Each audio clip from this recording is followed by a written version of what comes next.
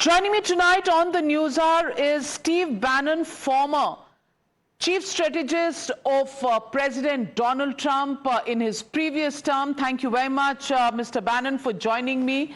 You've been a man very close to President Donald Trump, and you've been involved in talks, even on the Prime Minister-President meeting that took place in the wee hours India time and 14th of February, I think, United States time. I want to ask you, how would you categorize this meeting?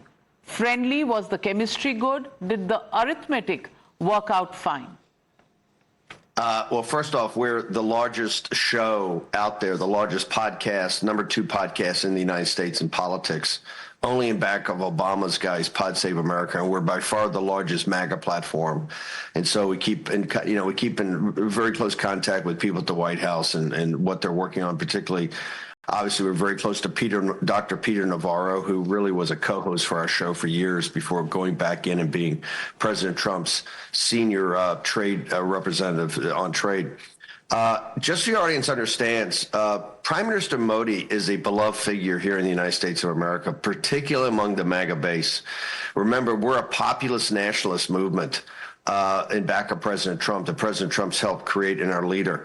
And we really respect people around the world, leaders around the world that are populist nationalists, that really put their countries first. And Modi is at the level, only Nigel Farage is anywhere near Modi's reputation here in this country among the MAGA base. So when Modi comes, we do wall-to-wall coverage. We covered every second of it yesterday. We picked it up live, unlike some of the channels, although it did get tremendous coverage here.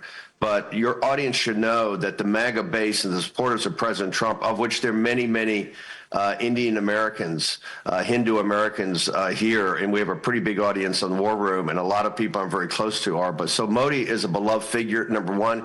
He and President Trump have a great chemistry. I mean, among other world leaders, I don't think there's anyone. The only two that have ever had the type of chemistry was Abe and Modi.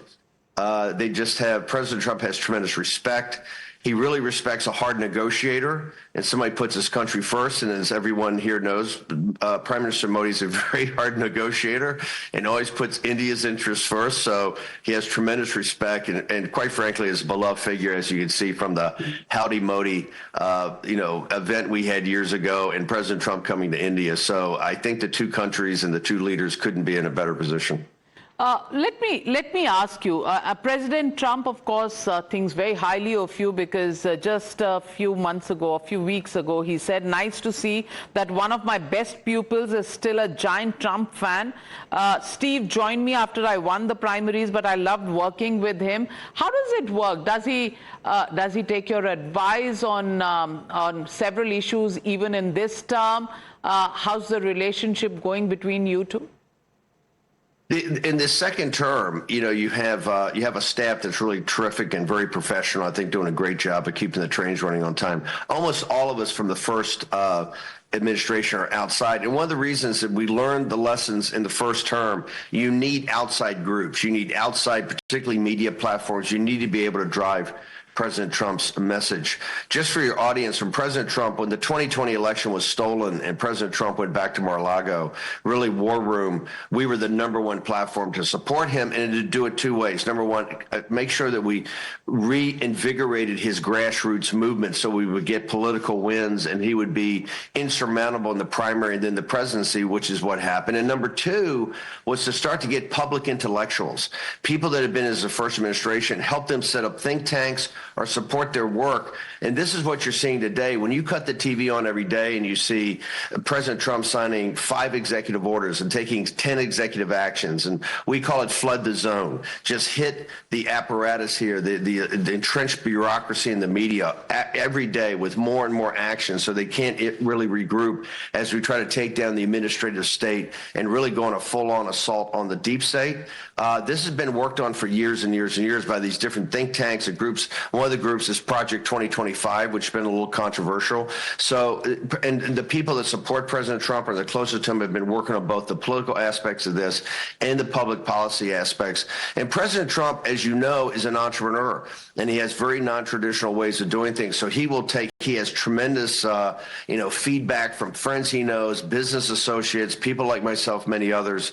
I'm one of many. I don't hold myself out that, they have President Trump's ear, and that's not really necessary. What he does is he weighs and measures a lot of information, and then he selects people that can work on projects. To be specific, a guy named Steve Witkoff, who's a real estate entrepreneur but a very tough negotiator, really did a great job in the situation in Gaza. And now Witkoff just went the other day to Moscow to see Putin, and you can see that President Trump is relying very much on him, I think, to put this deal together about Ukraine with Putin. So that's how President Trump operates, very entrepreneurial, and really not very focused on either process or structure. Let me ask you, President Trump reiterated his position on tariffs, reciprocal tariffs. India would be a little circumspect on that score, given the fact that India has missed a bus or two, in getting to a high economic growth rate and getting to a strong economic position. And at this time, something like that could hit Indian businesses hard. Do you think the fact that, 6 months, there's going to be a committee that would work on things, and at least it seems like India has bought 6 months, but do you read too much there? Is it a bit of a softening of stand, or do you think it's inevitable that reciprocal tariffs will come because President Trump is committed to that? If one thing I can tell your audience and the people of India, don't narrow this down to something that's just so technical. There's a very special relationship, I think, between the United States and India right now, and I think it's only going to get better with President Trump and kind of the populist nationalist movement here. As you know, India is actually, and I keep saying, the key that picks the lock in this geostrategic realignment, particularly against the threat of the Chinese Communist Party and what the Chinese Communist Party is trying to do, not just in the Eurasian landmass and just not around India, but also throughout the entire region, and also what they're doing in Latin America and other places. Peter Navarro, I think, said it best. What President Trump's doing, we're trying to do a restructuring of kind of global trade, and to look at, so just don't look at it as tariffs or non-tariff barriers, but President Trump looks at the United States market as kind of premier market, a premium market. To get through the golden door, somehow you're going to have to pay some sort of premium price. Now, there will be strategic deals done with partners, and I think this is where you got to put it in the perspective. President Trump committed yesterday to double trade with India in 5 years. And President Trump doesn't make these things and just throw them out there. This was very well thought through with Peter Navarro, the rest of the economic team, Secretary of Treasury Bessent, other people in the White House. So to say double, I think our trade's about $190 billion today, $200 billion. You're talking about more than double. I think he wants to go to $500 billion in 5 years. That's a tall task. In doing that, the countries have to work together. Now, on the reciprocity and what was signed earlier in the day, India does have, relatively high tariffs in certain areas that I think has got to be negotiated, and has to be an open dialogue between Peter Navarro and the trade representatives in India. But I would not put too much stock in the fact that, the reciprocity was traded, and so we got to think. I would take a bigger picture. India and the United States, I think, have a very the same outlook on the world, and particularly the same outlook on national security and prosperity. And you have two leaders who are the two leading nationalists in the world, who are looking out for their people, but have strong chemistry, strong bond. The two countries have a strong bond, and I think it's a great starting point. I think they're great years ahead. If we work together as partners, I know we will. Modi's a tough negotiator. President Trump respects that. I don't think that'll come between friends and between allies. And so, we talked about the military transfers yesterday. There's been some hangups in the past.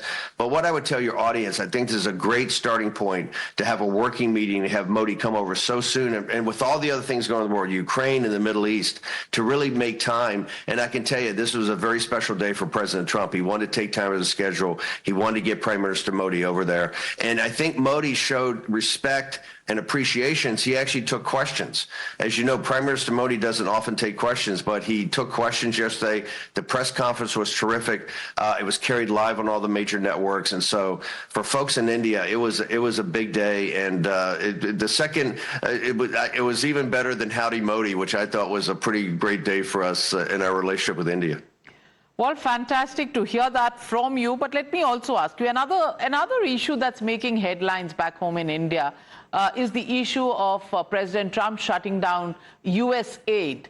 And with all the content on that worrying around that how USAID was actually funding organizations of George Soros and using that money to somehow influence elections in India, playing a role on social media.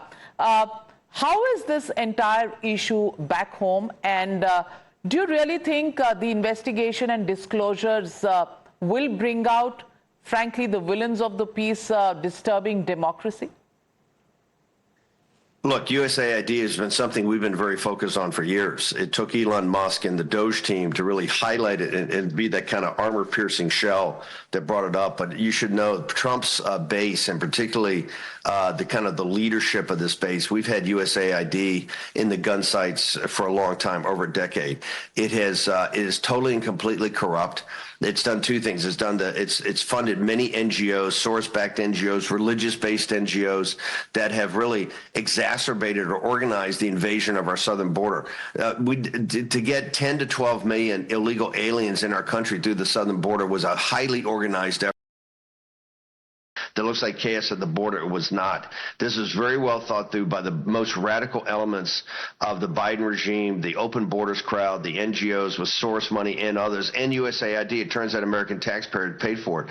Also, the suppression of voices inside our country. Turns out USAID was giving information to all these kind of nefarious groups, very, very kind of dark money groups that were there to suppress, like my show and other shows, right? Their voices of President Trump. That's all going to be investigated. Also, it appears to us at first cut that the USAID was a cut after the CIA, and that's something we don't want. We want to make sure we're very suspect of the Central Intelligence Agency. We're very suspect of the FBI. We are taking down the deep state in this country. The deep state in America turned into a Praetorian Guard where they felt they could choose who the leaders are going to be.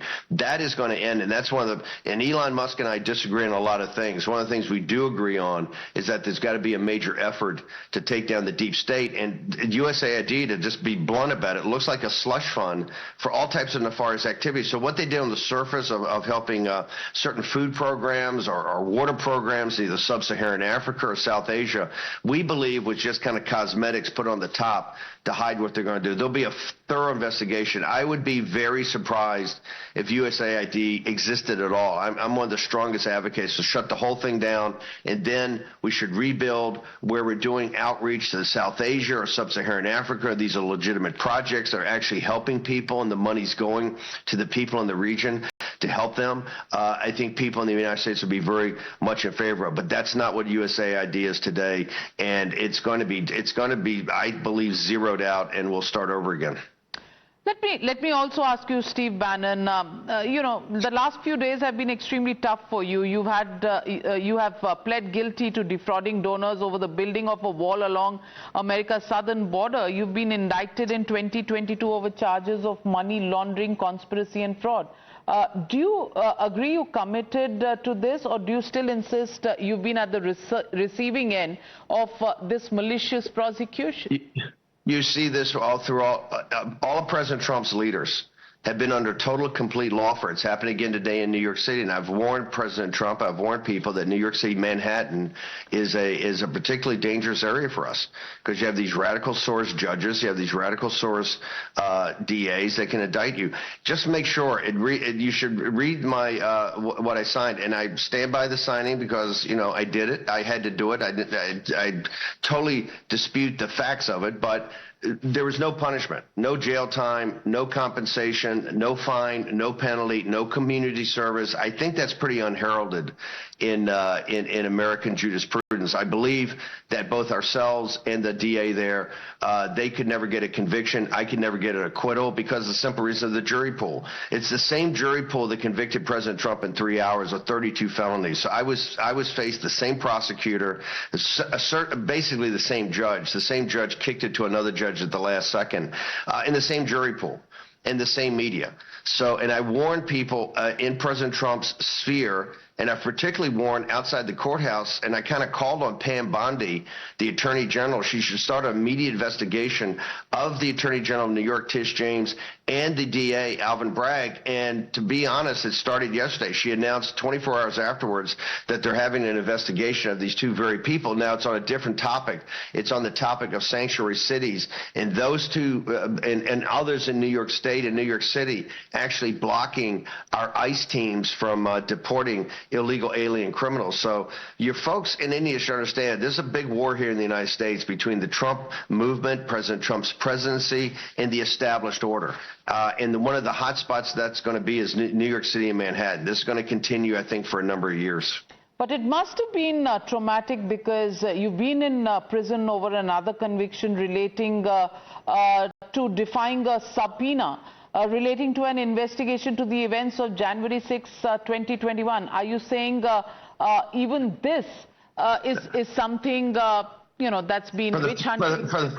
I went to federal prison, not a camp. I went to a tough federal prison for 4 months for the first time in American history for a misdemeanor, because I would not bend the knee to Nancy Pelosi in the House over the January 6th committee. Now, what has happened? I came out of there more empowered than ever, more engaged in President Trump's winning campaign. My team worked the entire time. The people that sent me to prison all went to the White House and begged for blanket preemptive pardons. It's never happened in American history. So the entire committee that sent me to prison, the staffs that perjured themselves and sent me to prison, all got blanket preemptive pardons because of their actions against President Trump, Peter Navarro, and Stephen K. Bannon, and the January 6th protesters. So these scumbags, and that's where, and you have to understand, we're moving heaven and earth to make sure that we can work around those pardons, because we intend to get those people and send them to prison. I'm talking about Liz Cheney, Benny Thompson, Shifty Schiff, just to make sure you understand. This huge panel that was on TV all the time, I'm sure people saw it in India, at the end of the day, what they did after they lost is they got blanket preemptive pardons. A blanket preemptive pardon has never been given in the United States of America, ever. Okay, ever. The entire committee got it, and their staffs that perjured us. The people that sent all the criminal referrals on President Trump. And remember, all the Jack Smith, the 300 years in prison they were trying to get President Trump for, all came from the January 6th committee. I wear this as a badge of honor. It empowered me. I came out of prison tougher, more focused, more empowered. Nancy Pelosi's been kicked to the curb, and all the J6 people have basically been dishonored in our country. And not just that, they've been begging for pardons because they understand the crimes they committed, and their crimes were substantial. And they have to understand we're going after them in every aspect we can, including at the state level, civil suits, etc., because they put almost 1,000 people in prison in the United States. We were political prisoners, and this is the reason the MAGA movement is so powerful. This is the reason we're so strong. This is the reason we've come back, and this is the reason you see Days of Thunder every day. We are not going to stop until we destroy the administrative state and destroy the deep state, and people in India should stay tuned, because this is going to be quite a war for the direction and struggle for the United States of America, and we intend to win. We're winning it now, and we intend to be the victor at the end. Is there going to be a hit back to those, who have now got this blanket, cover? Is there going to be some sort of retribution that they will have to pay for? President Trump says his retribution will be peace and prosperity. You see where he's already talking about Russia, China, and the United States getting together and taking their arms, taking our defense budgets down by 50%. President Trump is maniacally focused on bringing peace to Ukraine, to the Middle East, to Gaza. He's trying to work out something on the South China Sea and Taiwan. On prosperity, this is why he met with Modi. He wants to figure out how to double or triple trade between the two partners in 5 years. That's President Trump's focus. Now, the people around President Trump, and I take pride in being one of those. I'm an attack dog. I'm a street fighter, and I'm proud of being a street fighter. We've gotten so far in this movement because we have some street fighters. I fully intend to hound those people to the ends of the earth until they're brought to justice. These people are dangerous. They're evil. They almost destroyed the United States of America, and we will hunt them to the ends of the earth to bring them to justice. So the people around President Trump, there's a number of us are not so forgiving and not so kind-hearted as President Trump is. President Trump's a very kind-hearted individual that has so many other responsibilities as a world leader, as the world's leader right now, that we don't have those requirements or those restraints, and we're going after these people quite hard. Yes, they can never be what happened in the United States. And the stealing of the election and what they tried to do to President Trump, just so your audience understands, he was indicted on 92 felonies. He's been found guilty on 32 felonies. Hell, I've got one. He's got 32, right? They tried to send him to prison for over 300 years. They wanted him to die in a federal prison. They wanted him to die in a prison.